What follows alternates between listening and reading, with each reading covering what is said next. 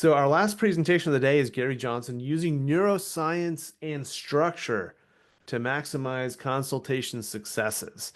For over 28 years, Gary's been developing the most profitable business development strategies that are customized for the individual. Gary has worked with all types of attorneys across all practice areas, from corporate transaction attorneys to personal injury to estate planning to criminal defense and everything in between. What sets Gary apart is that he develops customized strategies and empowers his clients on how to effectively implement those strategies.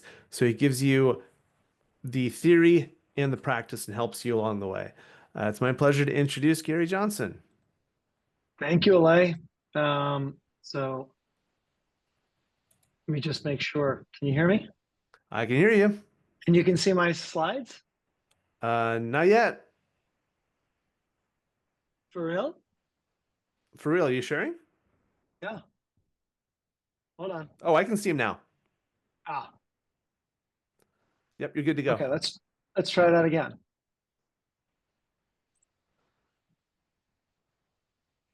Okay, you can see that now. Yep, Okay, maximizing consultation success. fantastic. Okay. Closing the business sounds either sexy or it can sound something like this. Very, very sleazy. And most attorneys I find see a consultation as this, as very slimy. Yet consultations are an integral part of our business development. They can make or break almost every single practice. And my objective today is to give you some simple yet powerful and non-sleazy takeaways that you can implement immediately and that will impact your effectiveness in bringing in more clients and more ideal clients, which is what we all want. So let's start with the reasons why we hate to do consultations. So here are some of the top ones that I hear from my clients. They say, I don't want to be desperate or be seen as desperate or be seen as aggressive or manipulative. I don't want to get rejection or I don't want to waste my time, which is why a lot of attorneys will charge for their consultations because they're like, I don't want the person to glean all of the information from me and do it on their own. And so these are a lot of reasons that I hear from my clients, and I'm wondering, do these also resonate with you? Because if they do, we need to actually work on our mindset first, because there's a lot of pressure in doing a consultation, especially when you need the business. And in order for somebody to work with you, you've got to get them to sign your engagement letter. And most of the reasons why we hate consultations are because of limiting beliefs, like they're going to reject me, or I do not know if they will actually pay for my services or pay me what I think that I am worth. Well, being comfortable with the consultation starts with letting go of these limiting beliefs. Why? Because they don't enhance your chances of actually earning the business. They only hurt your confidence. Oops. Which doesn't help out with a consultation. So let go of that negative self-talk. Such an important element because we should instead make more empowering, confident self-talk. Like, I can provide them enormous value. Something like, I look forward to exploring whether we should work together. Or during the consultation, they're actually going to walk away with more confidence in speaking with me. Or I will do my best to decrease their stress so that they can make better decisions. Now, I know that this sounds a little woo-woo, but studies have shown that when you have a healthy, positive mindset, your chances of landing business actually goes up dramatically. So besides letting go of your limiting beliefs, Another thing that you can do to improve your confidence is make the consultation into a conversation. This will take the pressure off of you. Your main objection should not be, oh my God, I have to close them. Instead, it should be to explore if this is going to be a good fit. Don't make the consultation an event. More than likely, this conversation will be ongoing, not just a one time event. So shift your mindset from selling your services to offering solutions and benefits to your prospective clients' problems. I could talk to you all day long about confidence for hours and hours and hours, but we only have a few minutes. So I would highly recommend the book, The Confident Mind. It is by Dr. Nate Sinzer, and it's a game changer. It was a game changer for me, but it was also a game changer for most of my attorney clients. Because once you have the right mindset, then you can actually tackle the consultation. It'll give you the best opportunity for success. So let's get into the actual consultation. So I had a estate planning attorney that would constantly be asked, how much do your estate plans cost that you do? And as soon as he said the price, he usually lost the deal. And it wasn't because he was charging too much. It was because he provided no perceived value to the client. He acted like he was a commodity, even though he didn't want to act that way. And as soon as he implemented this simple, and it's a very simple 4-part formula that I'm going to share with you, he not only became the expert, but price was less of an objection, and it will typically always be an objection, but it was less of one. And the value he gave to his clients was increased. Here's another example. M&A attorney with a mid-tier firm.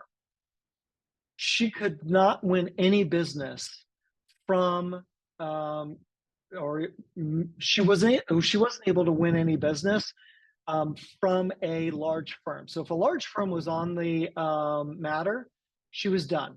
She couldn't compete against them, and she hated going up against them. She said it was a dog and pony show. The only thing that won the business was an incredible pitch deck, she would say, or that the large law firm had lots of big clients behind them. She thought all the investment bankers just wanted this and she couldn't compete. And I don't know if you can actually relate to this, but there's a lot of people that can when they're going up against what we call the big dogs. Now, once she started to do the 4-part formula, she actually didn't even need a pitch deck. She didn't have to spend all that time on that. And she also didn't have a laundry list of clients that she needed in order to close the business. So, how do we have a lucrative consultation? Well, it's very simple. By using this 4-part formula. Number one, uncover what they need. The questions that you ask should uncover their needs, their wants, and their pains. It will also show you as the expert. Now, let me explain that a little bit. When you're asking the questions, they're thinking to themselves, I didn't think about that. Holy cow, I didn't think about that. Wow. All of these different questions enable you to be the expert. And also, the more you ask, the more you're going to uncover, and the better chances that you actually have of landing the client. Neurologically, the more pain that they feel, the better chances of them making this real or actually perceived to be real, which will then enable them to take action. So don't assume that you know what they need. Ask and allow them to tell you. Now, once you do this, please do not be prescriptive on this point. Most attorneys just want to jump straight into it. And they're like, I'm a problem solver. I'm going to go. Let's do this. Resist the temptation. Please resist the temptation. There'll be a time for that. So we uncover what they need. The next step is to identify what success looks like. Find out what their financial, what their strategic, what their emotional and physical benefits that they're looking for. Since they are telling you, it allows them to actually envision working with you successfully. It is not your words, it's theirs, which is a very powerful persuasion technique. Also, if they are delusional or unrealistic, you know that you either need to reframe their reality or you need to let them know that it's not a good fit and potentially you can refer them over to someone else. Give you an example of this last point. I had a prospective client who I met with, and I asked them this question: what does success look like for you? And he said, I want to take my firm to $20 million in revenue. I said, okay. What was it last year? And he said, $200,000. And he was a solo. And I said, okay. What makes you think that in a year's time you're going to be able to go from 200,000 to 20 million? He said, oh, well, Andy, who was referred over, or who referred him over to me, said you did great stuff for him. And I thought you could do the same thing for me.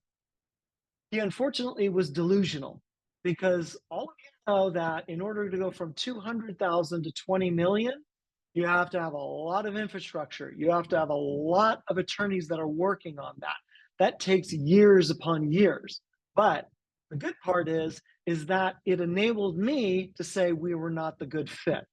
I could have worked with him, but let me tell you, he would have been sorely disappointed, because his idea of what success would be, I couldn't even come close to after a full year. Even if we had tripled his business, it wouldn't have made him happy. So we don't want to work with those two. So it's so important to really identify what success looks like. So we've uncovered what they need. We've identified what success looks like. Now we need to go to number 3, which is ask if they need immediate help with this problem, whatever that problem may be. Be specific with the items that they told you that they need help with. This is extremely important, because this repetition does several things. It allows the potential client to know that you've heard and understand what they are going through. It also allows you to understand whether you're on the right track. Next thing is it emphasizes urgency and also tells you whether you are in the game or not.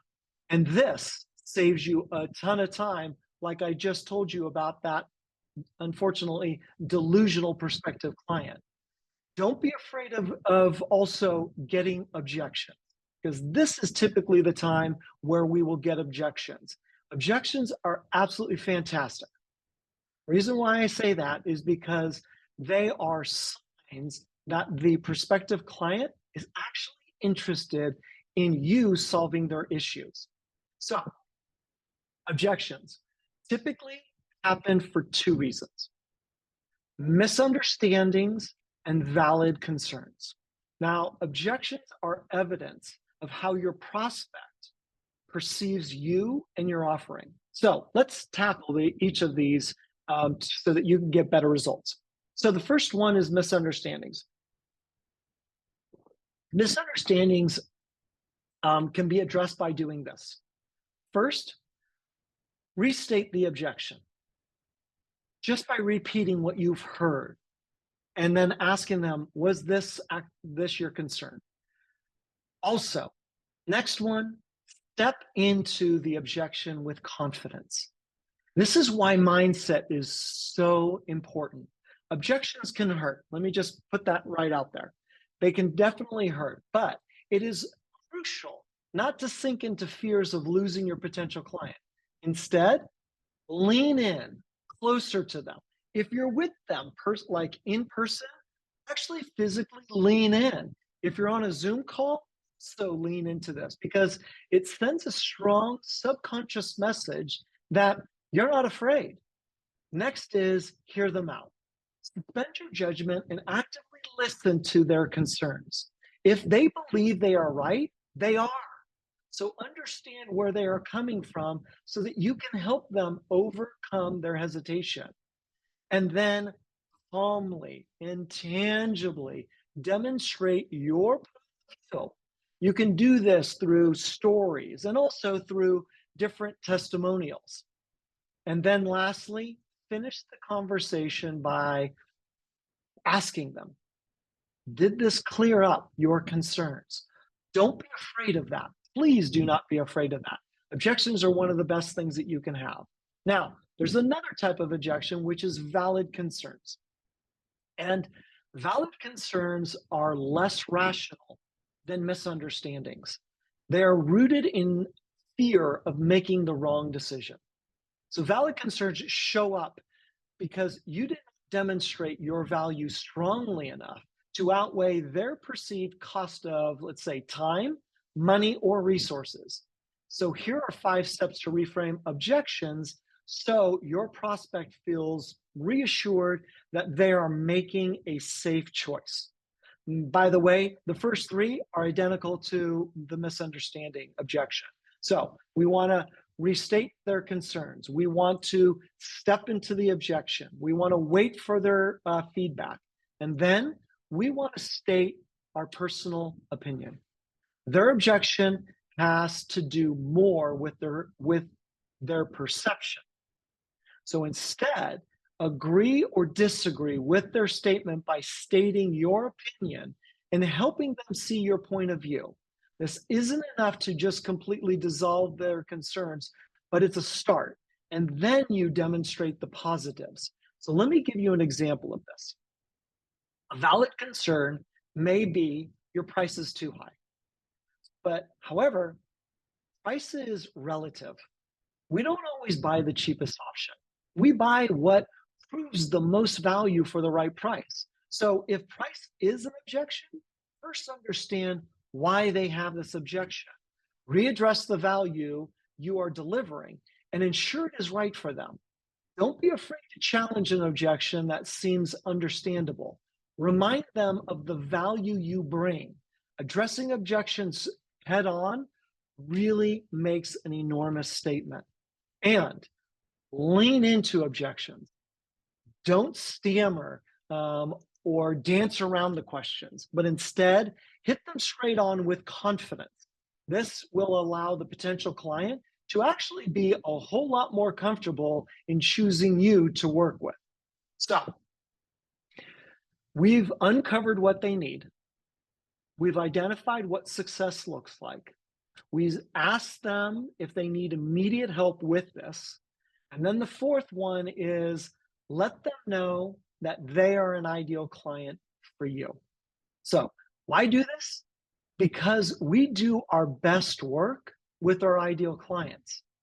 They want to know this. So, tell them.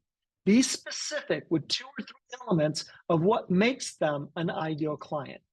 By doing this, they will understand that you've heard them, which creates tons of trust in this new relationship, which helps you to get the agreement.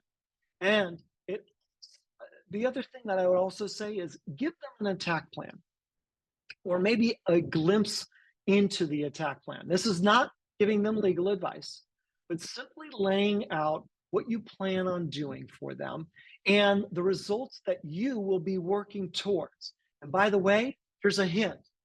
They already told you what you will be working towards or what those results are that they want.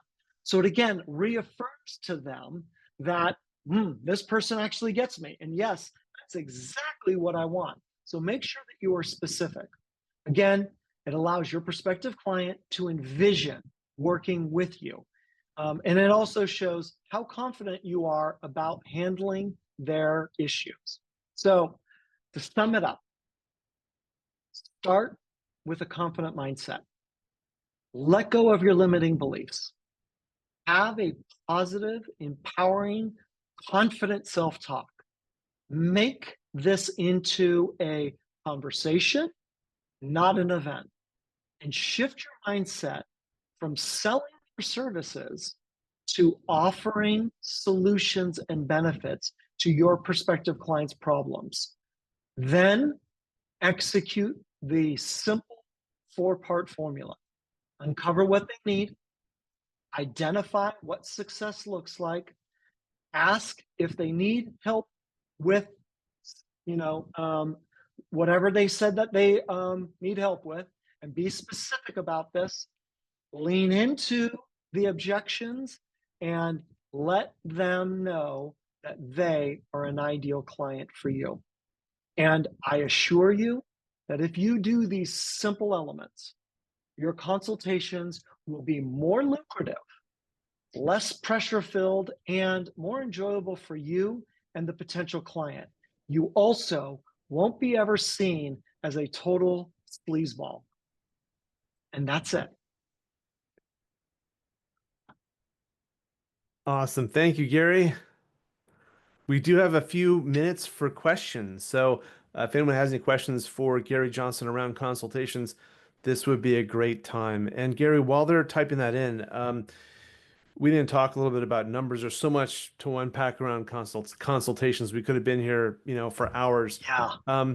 But what would you say is like a recommended, percentage success rate as far as what percentage of clients you should get from your consultations, which gives you a sense you're doing things right? Yeah, it should be right in that 70 to 80%. Now, a lot of people think, oh, it should be 100%. It's not.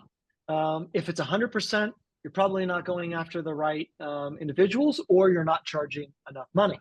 So we always want to push that element. I mean, one of the things I know that you and I both work on with our clients is how do we get them to increase their hourly, right? How do we get them to increase their fees? And if we're constantly pushing that up, we're going to get people that are going to say, no, not for me, which is okay. We can't win them all. The other thing is if you're going for 70%, also take some pressure off of you. Because if you're going for 100% and you don't land it, you feel like a failure. What's going to happen the next time that you need to do a consultation? You're going to go, God, I hope I don't screw this up. I hope I get this. Oh my gosh. Oh, everybody else says it's so much easier. Oh, no, no, no, no, no, no. It's not true. It's not true. So we need to take that off of our shoulders. Awesome. Thank you. A question from the audience. What was the book that you recommended again? The Confident Mind by Dr. Nate Zinzer. It's amazing, absolutely amazing. It is, let me just compare it to Saja's book.